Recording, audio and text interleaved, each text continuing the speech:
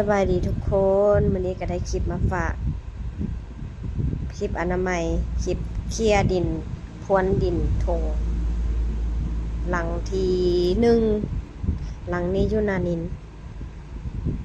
เขากำลังสิเตรียมปลูกแล้วพรวนดินเอาหากออกอนามัยแล้วก็เตรียมปลูกพอบไม้หลังนี้กำลังแทรกแกนหากระแทรกแกน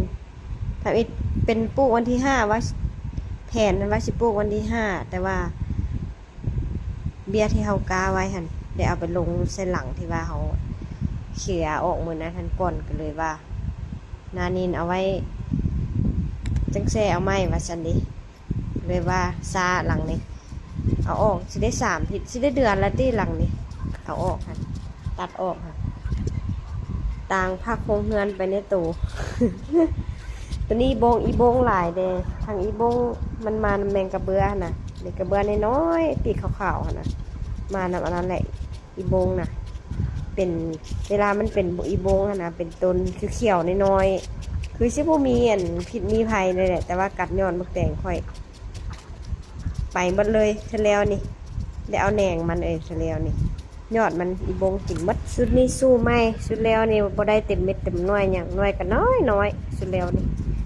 สุดนี้เอาคักๆพักโรงเรือนโดนๆพักโรงเรือนเปลี่ยนถงแดเปลี่ยนถงเก่าที่อันมันขาดนะหลังนี้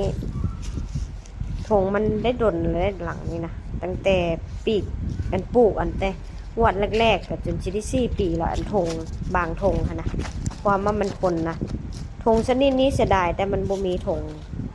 ใหญ่มีขนาดใหญ่กว่านี้มีแต่ขนาดน้อยสำนี้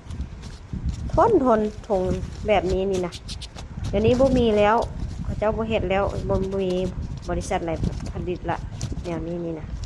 อยากได้แนวเก่านี่แต่บ่มีละมีแต่แนวใหม่มันมีแต่กรอบเป็นกรอบใส่2-3ปลูก2-3งวดนี่ได้ทิ่มละ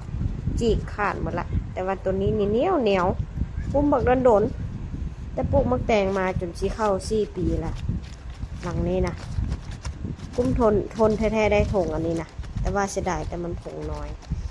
ไผ่รู้จักบริษัทใดผลิตถงแบบนี้ล่ะบอกเด้อบอกคุณแดเพราะว่าแนวไม้มันบ่คักนะมันเป็นเหนียวโอ้ตัวนี้มันเป็นเหนียวตัวไม้มันเป็นเหนียวอยู่แต่ว่าเวลาถึกแดดแล้วมันกร